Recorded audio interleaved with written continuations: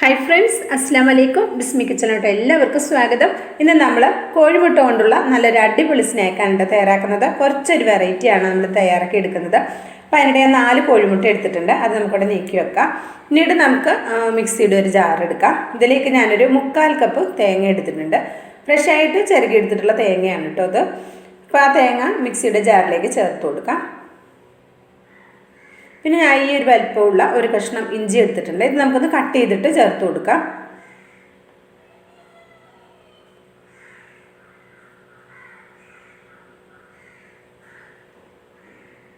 ഇനി ഇതിലേക്ക് ഞാൻ 2 പച്ചമുളക് എടുത്തിട്ടുണ്ട്. അതുകൂടെ ചേർത്ത് കൊടുക്കാം. എരിവ് നമ്മുടെ ഇഷ്ടത്തിനനുസരിച്ച് ചേർത്ത് കൊടുക്കാം കേട്ടോ. അപ്പോൾ ഞാനിത് നല്ല എരിയുള്ള പച്ചമുളക് ആയതുകൊണ്ട് 2 ചേർത്തു. പിന്നെ കുറച്ച് ചെറിയ ഉള്ളി എടുത്തിട്ടുണ്ട്. ഒരു 7-8 ഉണ്ട്, ചെറുതാണ്, അതുകൊണ്ടാണ് അത്രയും എടുത്തത്. പിന്നെ ആവശ്യത്തിനുള്ള ഉപ്പ് കൂടെ ചേർത്ത് കൊടുക്കാം. പിന്നെ ഞാൻ ഇതിലേക്ക് ചേർത്ത് കൊടുക്കുന്നത് മല്ലിയിലയാണ്. ചെറിയൊരു കൈപ്പിടി വരുന്ന മല്ലിയിലയാണ് എടുത്തിട്ടുള്ളത്. അത് നമുക്കിതിലേക്ക് ചേർത്ത് കൊടുക്കാം. പിന്നെ ഞാൻ എടുത്തിട്ടുള്ളത് പുതിനയിലയാണ്. പുതിനയില മല്ലിയിലയുടെ അത്ര എടുക്കണ്ട, അതിൻ്റെ പകുതി എടുത്താൽ മതിയാകും. അതുകൂടെ ഇതിലേക്ക് ചേർത്തിട്ട് നമുക്കൊന്ന് അരച്ചെടുക്കണം. അപ്പോൾ ഞാൻ 1 സ്പൂണോളം വരുന്ന വെള്ളം ഒഴിച്ച് കൊടുക്കുന്നുണ്ട് കേട്ടോ. എന്നിട്ടാണ് അരച്ചെടുക്കുന്നത്. വെള്ളം കൂടി പോകണ്ട കേട്ടോ. അപ്പം പിന്നെ നമ്മൾ ഇത് അരച്ചെടുക്കുന്ന ആ അരവ് നല്ല വെള്ളത്തിലായി പോകും. അത്രയും വേണ്ട. അപ്പോൾ നോക്കാം, അരച്ചെടുക്കുമ്പോൾ നമ്മളൊരു ചമ്മന്തി അരച്ചെടുക്കുന്ന ആ ഒരു കൺസിസ്റ്റൻസിയിലാണ് അരച്ചെടുക്കുന്നത്. ശരിക്കും ചമ്മന്തി തന്നെയാണിത്. നമുക്കിത് ചോറിൻ്റെ ഒപ്പം കഴിക്കാനൊക്കെ നല്ല ടേസ്റ്റാണ് കേട്ടോ. അപ്പോൾ ഇതാ ഇഡ്ഡലി, ദോശ ഇതിൻ്റെയൊക്കെ ഒപ്പമൊക്കെ ഇതിങ്ങനെ വെറുതെ കഴിക്കാൻ നല്ല ടേസ്റ്റാണ്. അപ്പോൾ ഇതാ ഇത് നമുക്കൊരു ബൗളിലേക്ക് ഇട്ട് കൊടുക്കാം.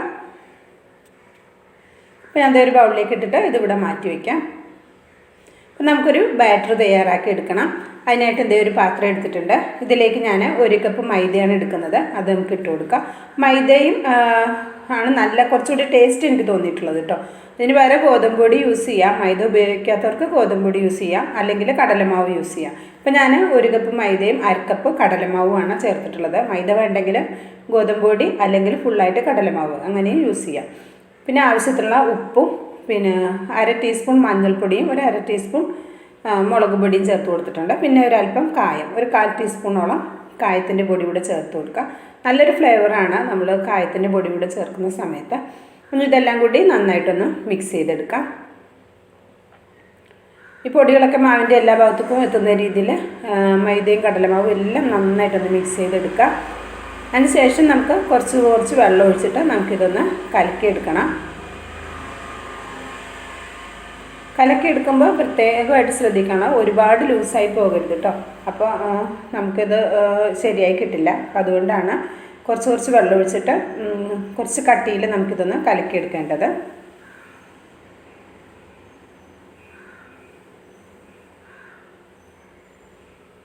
നല്ല ടേസ്റ്റി ആയിട്ടുള്ള ഒരു അടിപൊളി സ്നാക്കാണ് കേട്ടോ.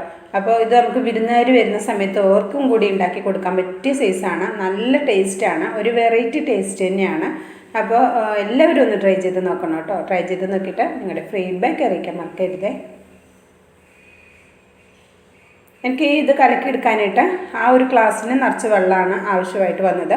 അപ്പോൾ നമ്മളെടുക്കുന്ന മൈദയും അതുപോലെ തന്നെ കടലമാവിൻ്റെയും വെള്ളം കുടിക്കുന്നതിൻ്റെ അളവിനനുസരിച്ചാണ് വെള്ളത്തിൻ്റെ അളവ് വരിക കേട്ടോ. അപ്പോൾ നിങ്ങൾ വെള്ളം ഒന്ന് നോക്കിയിട്ട് ഞാനിത് ലാസ്റ്റ് ഈ ബാറ്ററിൻ്റെ കൺസിസ്റ്റൻസി കാണിച്ചു തരാം. ആ രീതിയിലാക്കിയിട്ടൊന്ന് കുഴച്ചെടുത്തോളൂ കേട്ടോ.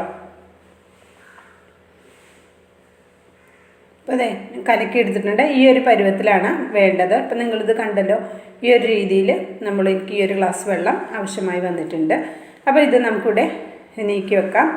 അപ്പോൾ ഇതിൻ്റെ ഉപ്പൊന്ന് നോക്കി വെക്കണം കേട്ടോ. ഉപ്പ് നോക്കിയിട്ട് വേണമെന്നെങ്കിൽ ചേർക്കാം. ഇപ്പോൾ നമ്മളിവിടെ ഉണ്ടാക്കി വെച്ചിട്ടുള്ള ചമ്മന്തിയുടെയും ഉപ്പ് നോക്കണം. ഉപ്പ് നോക്കിയിട്ട് പോരാന്നുണ്ടെങ്കിൽ ചേർത്ത് കൊടുക്കാം. ഞാൻ മുട്ട പുഴുങ്ങിയെടുത്തിട്ടുള്ളത് ഉപ്പിട്ടിട്ടൊന്നുമല്ല, സാധാരണ പുഴുങ്ങിയെടുക്കുന്ന മാതിരി തന്നെയാണ് പുഴുങ്ങിയെടുത്തിട്ടുള്ളത്. അപ്പോൾ നമുക്കിത് റെഡിയാക്കുന്നത് എങ്ങനെയാണെന്ന് നോക്കാം. അപ്പോൾ ഈ 4 മുട്ട എടുത്തത്, ഈ 4 മുട്ടയും നമുക്കൊന്ന് നടുവൊന്ന് കട്ട് ചെയ്തെടുക്കാം.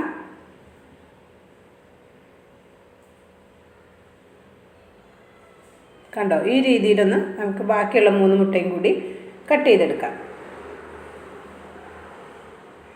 അപ്പോൾ ഇതേ ഞാൻ കട്ട് ചെയ്തെടുത്തിട്ടുണ്ട്. അപ്പോൾ നമുക്കൊരു മുട്ടയുടെ പകുതി ഭാഗം എടുക്കാം. അതിലേക്ക് നമ്മളിവിടെ അരച്ച് വെച്ചിട്ടുള്ള ചമ്മന്തി വെച്ച് കൊടുക്കാം. നമുക്ക് എത്ര ചമ്മന്തിയാണോ വേണ്ടത് അതിനനുസരിച്ചിട്ട് ഫില്ല് ചെയ്തെടുക്കാം കേട്ടോ. അപ്പോൾ നമ്മുടെ ടേസ്റ്റിനനുസരിച്ച് നമുക്കിത് ഫില്ല് ചെയ്തെടുക്കാവുന്നതാണ്. ചമ്മന്തിയിൽ വെള്ളം കൂടിപ്പോരുതെന്ന് പറഞ്ഞാൽ അതുകൊണ്ടാണ്. അപ്പോൾ നമ്മൾ ഒരുപാട് വെള്ളത്തിലാണ്, കുറച്ച് വെള്ളം കൂടിപ്പോയാൽ ബുദ്ധിമുട്ടാകും ഇങ്ങനെ റെഡിയാക്കി എടുക്കാനായിട്ട്. അപ്പം ഞാൻ പറഞ്ഞ പോലെ 1 സ്പൂൺ വെള്ളം ഒഴിച്ചാൽ മതി. പിന്നെ വെള്ളം ഒഴിക്കാതെ അരച്ച് നോക്കിയിട്ട് അങ്ങനെ അരിഞ്ഞ് കിട്ടുന്നുണ്ടെങ്കിൽ കുഴപ്പമൊന്നുമില്ല, അങ്ങനെയും ചെയ്യാം. അപ്പോൾ വെള്ളം എനിക്ക് 1 സ്പൂണൊക്കെ ഒഴിച്ചാലേ എനിക്ക് ഈ രീതിയിൽ അരിഞ്ഞ് കിട്ടുള്ളൂ. അതുകൊണ്ടാണ് ഞാൻ ഇങ്ങനെ 1 സ്പൂൺ ചേർത്ത് കൊടുത്തത് കേട്ടോ. അപ്പോൾ നിങ്ങൾ നോക്കിയിട്ട് ചെയ്തെടുക്കണേ.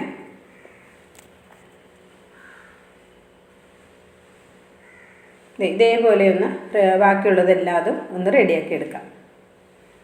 ഈ ചമ്മന്തി അരച്ചെടുക്കുമ്പോൾ തന്നെ നല്ല അടിപൊളി മണമാണ് കേട്ടോ, നല്ലൊരു ടേസ്റ്റാണ് ഈ ഒരു സ്നാക്ക്.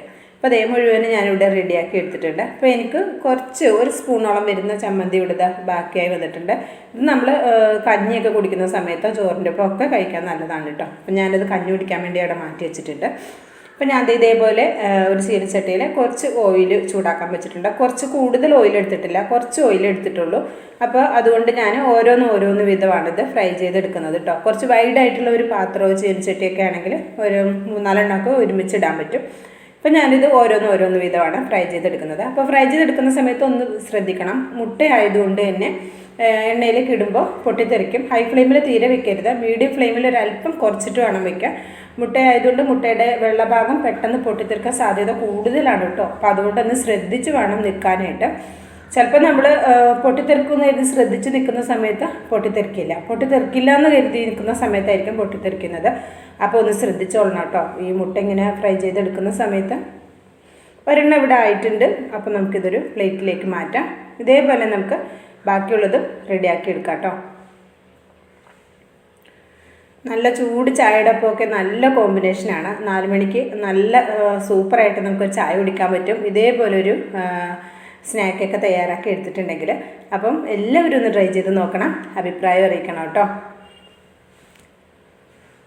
മുഴുവനും ഇവിടെ റെഡിയാക്കി എടുത്തിട്ടുണ്ട്. അപ്പം നമുക്കിത് ഒരെണ്ണം എടുത്തിട്ടൊന്ന് കട്ട് ചെയ്ത് നോക്കാം. നിങ്ങൾക്ക് കാണുമ്പോൾ തന്നെ അറിയാം നല്ല സോഫ്റ്റാണ്, നല്ല അടിപൊളി മണമാണ് വന്നിരുന്നത്, നല്ല ടേസ്റ്റുമാണ് കേട്ടോ. അപ്പോൾ ഞാൻ ഇതൊന്ന് കട്ട് ചെയ്ത് കാണിച്ചു തരാം. അതിൻ്റെ ഉൾഭാഗം കാണാൻ തന്നെ മാഷാല്ലാ നല്ല ഭംഗിയാണ്. ഒരു വൈറ്റും ഗ്രീനും യെല്ലോയും എല്ലാം പാട് ചേർന്നിട്ടുള്ള ഒരു അടിപൊളി കളറാണ്. അപ്പോൾ ട്രൈ ചെയ്ത് നോക്കി അഭിപ്രായം അറിയിക്കണം, ലൈക്കും ചെയ്യണം. സബ്സ്ക്രൈബ് ചെയ്ത് കാണുന്ന എൻ്റെ എല്ലാ പ്രിയ കൂട്ടുകാരും സബ്സ്ക്രൈബ് ചെയ്ത് ഒന്ന് സപ്പോർട്ട് ചെയ്യണം കേട്ടോ. ഇൻഷാ അല്ലാ അടുത്ത നല്ലൊരു അടിപൊളി വീഡിയോയുമായി വരുന്നത് വരെ എല്ലാവർക്കും നന്ദി, നമസ്കാരം.